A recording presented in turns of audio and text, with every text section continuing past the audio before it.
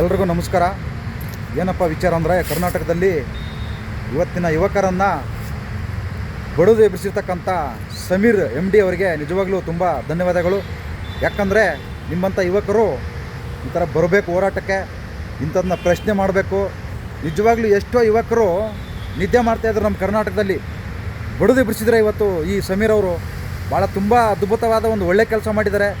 ಎಷ್ಟೋ ಜನ ಪಾಪ 13 ವರ್ಷದಿಂದ ನಿದ್ದೆ ಮಾಡ್ತಾಯಿದ್ರು, ಯಾರೂ ಕೂಡ ಅವತ್ತು ಮಾತಾಡಿರಲಿಲ್ಲ. ಅವತ್ತು ಮಾತಾಡದೇ ಇರೋರೆಲ್ಲ ಇವತ್ತು ಮಾತಾಡೋಕ್ಕೆ ಶುರು ಮಾಡಿದ್ದಾರೆ. ನಿಮ್ಮಂಥ ಯುವಕರು ಬೇಕು, ನಮ್ಮ ದೇಶಕ್ಕೆ, ನಮ್ಮ ಕರ್ನಾಟಕಕ್ಕೆ ಬೇಕು. ಪ್ರತಿಯೊಂದು ವಿಚಾರದಲ್ಲೂ ಕೂಡ ಈ ಥರ ಪ್ರಶ್ನೆ ಮಾಡಬೇಕು, ಈ ಥರ ಎದ್ದೇಳಬೇಕು. ಯಾವುದೇ ಸರ್ಕಾರ ಇರಲಿ, ಯಾವ ಸರ್ಕಾರ ಆಗಿರಲಿ, ಯಾರೇ ಮುಖ್ಯಮಂತ್ರಿ ಆಗಿರಲಿ, ಯಾರೇ ಪ್ರಧಾನಮಂತ್ರಿ ಆಗಿರಲಿ, ಈ ಥರ ಪ್ರಶ್ನೆ ಮಾಡುವ ಒಂದು ತಾಕತ್ತು, ಒಂದು ಕೆಪಾಸಿಟಿ ಬರಬೇಕು ಎಲ್ಲರಿಗೂ.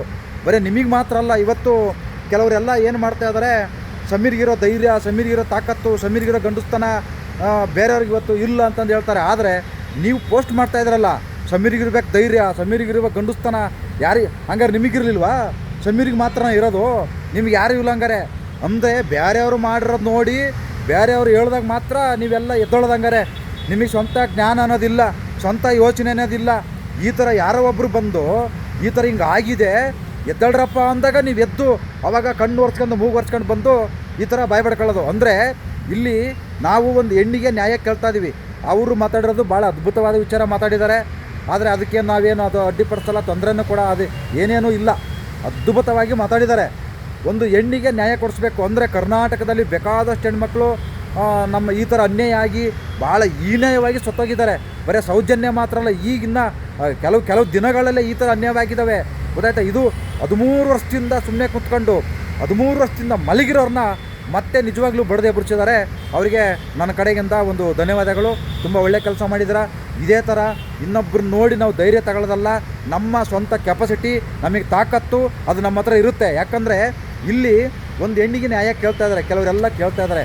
ಆದರೆ ಇಲ್ಲಿ ಕೆಲವರು ಪ್ರಶ್ನೆ ಮಾಡ್ತಾರೆ.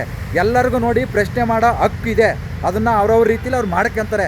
ಅದು ಬಿಟ್ಟು ನೀವು ಪ್ರಶ್ನೆ ಮಾಡೋರಿಗೆ ಅಂಥ ಮಗ ಇಂಥ ಮಗ, ಕಚಡಾಂಧನ ಮಗ, ಎಂಥ ಮಗ ಇಂಥ ಮಗ ಅಂತಂದೇಳಿ ನೀವಿನ್ನಲ್ಲಿ ಹೆಣ್ಣಿಗೆ ಎಲ್ಲಿ ಗೌರವ ಕೊಡ್ತಾಯಿದ್ರಿ? ಸತ್ತುರ ಸೌಜನ್ಯಗೆ ಎಲ್ಲಿ ಗೌರವ ಕೊಡ್ತಾಯಿದ್ರಿ? ಈ ಥರ ಬೈಕೊಂಡು ಕಾನೂನು ಸಿಗುತ್ತಾ, ನ್ಯಾಯ ಸಿಗುತ್ತಾ? ಇವತ್ತು ನೋಡಿ, ನಾವು ಇಲ್ಲಿ ನಮ್ಮ ದೇಶದಲ್ಲಿ ಆಗಿರ್ಬೋದು, ಕರ್ನಾಟಕದಲ್ಲಿ ಆಗಿರ್ಬೋದು, ಎಲ್ಲರೂ ಹಿಂದೂಗಳೇ. ಮುಖ್ಯಮಂತ್ರಿಗಳು, ಸರ್ಕಾರದ ನಡೆಸ್ತಾ ಇರೋದೇ ಎಲ್ಲ ಹಿಂದೂಗಳೇ. ಯಾಕೆ ಮತ್ತೆ ಇವ್ರಿಗೆಲ್ಲ ಇಷ್ಟೊಂದು ನೀವು ಹೋರಾಟ ಮಾಡಿ, ಇಷ್ಟೊಂದೆಲ್ಲ ಇದು ಮಾಡಿ ಇವತ್ತು ನ್ಯಾಯ ಕೊಡ್ಸೋಕ್ಕಾಗಲಿಲ್ಲ? ಎಂತೆಂಥ ಹೋರಾಟಗಾರರು ಇದ್ರ ಬಗ್ಗೆ ಹೋರಾಟ ಮಾಡಿದ್ದಾರೆ. ಇವರು ತರ್ಡ್ ಐ ಅಂತಂದು ಒಂದು ಯೂಟ್ಯೂಬ್ ಚಾನಲ್ ಇದೆ, ಮೂರನೇ ಕಣ್ಣು ಅಂತ ಅವ್ರದ್ದು ಯೂಟ್ಯೂಬ್ ಚಾನಲು. ಸುಬ್ರಹ್ಮಣ್ಯ ಅಂತ ಅವ್ರ ಹೆಸರು. ಭಾಳ ಅದ್ಭುತವಾಗಿ ಜಾಗಕ್ಕೆ ಹೋಗಿದ್ದಾರೆ. ಆ ಜಾಗಕ್ಕೆ ಹೋಗಿ ಎಲ್ಲ ಪ್ರತಿಯೊಂದು ಇಂಚಿಂಚು ಕೂಡ ತೋರಿಸಿದ್ದಾರೆ ಆ ಸುಬ್ರಹ್ಮಣ್ಯ ಅವರು. ಈ ಜಾಗದಲ್ಲಿ ಆಗಿದ್ದು, ಈ ಜಾಗದಲ್ಲಿ ಅದು ಯಾವುದೋ ಧರ್ಮಸ್ಥಳದೊಂದು ಏನೋ ಬಿಲ್ಡಿಂಗ್ ಇದೆ, ಕಟ್ಟಡ ಇದೆ, ಆಸ್ಪತ್ರೆನೋ ಯಾವುದೋ ಸ್ಕೂಲು, ಎಲ್ಲ ಪ್ರತಿಯೊಂದು ಇಂಚಿಂಚು ತೋರಿಸಿದ್ದಾರೆ. ಅವಾಗ ಯಾವುದೋ ನಿಮ್ಮ ಕಣ್ಣಿಗೆ ಕಾಣಿಸ್ಲಿಲ್ಲ ಹಂಗಾರೆ. ಯಾವುದ್ಯಾವುದು ಇವರೆಲ್ಲ ಸುಮ್ಮನೆ ಕಾಟಾಚಾರಕ್ಕೆ ಮಾಡಿದ್ರಾ? ಇವರೆಲ್ಲ ಇದೇ ತಿಮ್ರೋಡಿ ಅವರು, ಮಹೇಶ್ ತಿಮ್ರೋಡಿ ಅವರು ಭಯಾನಕ ಹೋರಾಟ ಮಾಡಿದರು ಬೀದಿಲಿ ನಿಂತ್ಕೊಂಡು. ಅವರಿಗೆಲ್ಲ ಕೊಲೆ ಬೆದರಿಕೆ ಏನೇನೆಲ್ಲ ಇದನ್ನು ಹಿಂಸೆ ಕೊಟ್ಟರು ಅವರಿಗೆಲ್ಲ. ಆದರೂ ಕೂಡ ಅವರು ಕುಗ್ಲಿಲ್ಲ, ಎದರ ಕೋಲಿಲ್ಲ, ಹೋರಾಟ ಮಾಡಿದರು.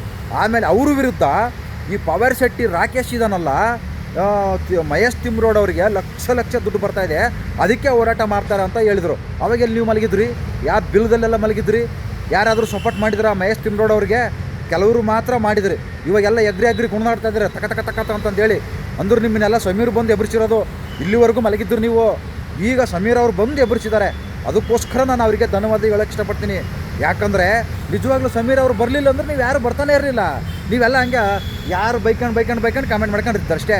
ಇದ್ರ ಬಗ್ಗೆ ಚರ್ಚೆ ಇವತ್ತು ಉದ್ಭವ ಆಗಿರೋದೇ ಈ ಸಮೀರ್ ಅವರಿಂದ. ಗೊತ್ತಾಯ್ತಾ? ಇವತ್ತು ನೀವೆಲ್ಲ ಎದ್ದಿರೋದೇ ಈ ಸಮೀರ್ ಅವರಿಂದ.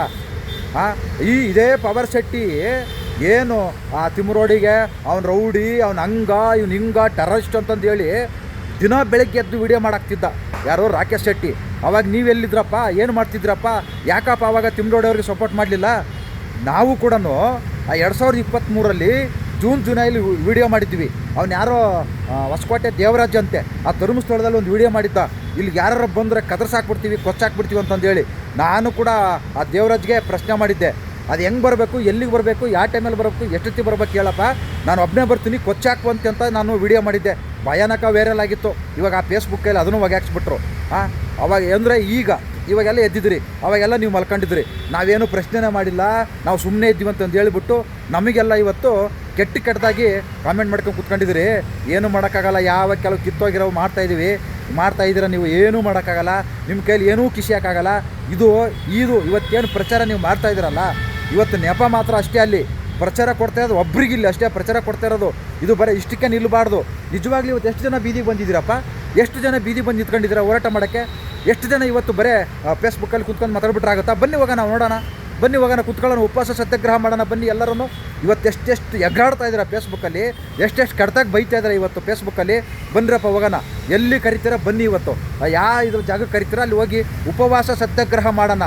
ನ್ಯಾಯ ಸಿಗಲೇಬೇಕು ಪ್ರತಿಯೊಂದು ಹೆಣ್ಮಗುಗೂ. ಇವತ್ತು ಬಿಜಾಪುರದಲ್ಲಿ ಆ ದಾನಮ್ಮ ಅಂತ ಹೆಣ್ಮಗುನೇ ಈ ಸರ್ಕಾರಿ ಅಧಿಕಾರಿಗಳು ಮಕ್ಕಳು, ರಾಜಕೀಯ ನಾಯಕರು ಮಕ್ಕಳು ಅತ್ಯಾಚಾರ ಮಾಡಿದರು, ಹೀನಾಯವಾಗಿ ಸಾಯಿಸಿದ್ರು.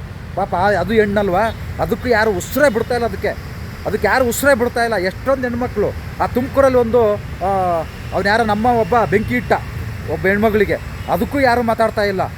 ಎಲ್ಲ ಹೆಣ್ಮಕ್ಳಿಗೆ ಯಾರಿಗೆ ನ್ಯಾಯ ಕೊಡ್ಸಿದ್ರಪ್ಪ? ಇಷ್ಟೆಲ್ಲ ಕುಂದಾಡಿರೋರು ಯಾರಿಗಪ್ಪ ನ್ಯಾಯ ಸಿಕ್ಕಿದೆ? ಎಷ್ಟು ಜನಕ್ಕೆ ನ್ಯಾಯ ಸಿಕ್ತಿದೆಯಪ್ಪ? ನಾವು ಇನ್ನೊಬ್ಬರನ್ನ ಕೆಟ್ಟದಾಗಿ ಅಂಥ ಮಗ ಇಂಥ ಮಗ ಬೈದ್ರೆ ಯಾರಿಗೂ ಏನೂ ನ್ಯಾಯ ಸಿಗಲ್ಲ ರೀ. ನಿಮ್ಮ ಹೆಣ್ಮಕ್ಳನ್ನ ನೀವೇ ಬೀದಿ ಕರ್ಕೊಂಬಂದು ನಿಲ್ಲಿಸ್ತಾ ಇದ್ದೀರಾ. ನಿಮ್ಮ ತಾಯಿ, ನಿಮ್ಮ ಅಕ್ಕ, ನಿಮ್ಮಮ್ಮ ಅವ್ರನ್ನೇ ಕರ್ಕೊಂಬಂದು ಇಲ್ಲಿ ಬೀದಿಗೆ ನಿಲ್ಲಿಸ್ತಾ ಇದ್ದೀರಾ. ಈ ಥರ ಎಲ್ಲ ಮಾಡೋದು ಬಿಟ್ಬಿಡಿ. ಒಳ್ಳೆ ರೀತಿಯಲ್ಲಿ ಹೋರಾಟ ಮಾಡೋಣ, ಒಳ್ಳೆ ರೀತಿಯಲ್ಲೇ ನ್ಯಾಯ ಕೇಳೋಣ. ಪ್ರತಿಯೊಂದು ಹೆಣ್ಣಿಗೂ ಕೂಡ ನಮ್ಮ ರಾಜ್ಯದಲ್ಲಿ ಆಗಿರ್ತಕ್ಕಂಥ ಅನ್ಯಾಯ, ಎಲ್ಲ ಹೆಣ್ಮಕ್ಳು ಕೆಟ್ಟದಾಗ ಸತ್ತೋಗಿದ್ದಾರೆ, ಅಂಥವ್ರಿಗೆಲ್ಲ ನ್ಯಾಯ ಸಿಗಬೇಕಪ್ಪ ಅಂದರೆ ಇವತ್ತೇನು ನೀವೆಲ್ಲ ಯುವಕರು ಎದ್ದಿದ್ದೀರಲ್ಲ, ಭಾಳ ಅದ್ಭುತವಾದ ಕೆಲಸ ಮಾಡ್ತಾಯಿದ್ರಿ, ಅದ್ಭುತವಾಗಿ ಎದ್ದಿದ್ರಿ. ಇವತ್ತು ಯಾವುದೇ ಸರ್ಕಾರ ಆಗಿರಲಿ, ಇಲ್ಲಿ ಕಾಂಗ್ರೆಸ್ಸು, BJP, JDS ಯಾರೂ ಬೇಡ, ನಾವೆಲ್ಲ ಒಬ್ಬರು ಮನುಷ್ಯರು. ಯಾವ ಜಾತಿನೂ ಬೇಡ, ಯಾವ ಧರ್ಮನೂ ಬೇಡ, ನಾವೆಲ್ಲ ಮಾನವೀಯತೆಯಿಂದ, ಮನುಷ್ಯತ್ವದಿಂದ ಬನ್ನಿ ಹೋರಾಟ ಮಾಡೋಣ. ನಾವಂತೂ ಇದಕ್ಕೆ ರೆಡಿಯಾಗಿದ್ದೀವಿ. ಇವಾಗಲಿಂದಲ್ಲ, ಇದು 2-3 ದಿನಕ್ಕೆ ವೀಡಿಯೋ ಮಾಡಿ ನಿಲ್ಲಿಸಲ್ಲ. ನಾವು 2-3 ದಿನಕ್ಕೆ ಯಾವುದೇ ಕಾಣೋಕ್ಕಿಲ್ಲ, ಸತತವಾಗಿ ನಿರಂತರವಾಗಿ ನಾವು ಮಾಡ್ಕೊಂಡು ಬರ್ತಾನೇ ಇದ್ದೀವಿ. ಆದರೆ ನಮಗೆ ಅವ್ರ ಥರ ನಮಗೆ ಎಡಿಟಿಂಗ್ ಎಲ್ಲ ಬರಲ್ಲ. ನಮಗೆ ನಾವು ಬಂದೂರನ್ನು ನಾವು ಮಾಡ್ಕೊಂಡು ನಾವು ಆಗ್ತಾಯಿದ್ದೀವಿ, ಆದರೆ ನಮ್ಮ ವೈರಲ್ ಆಗಲ್ಲ.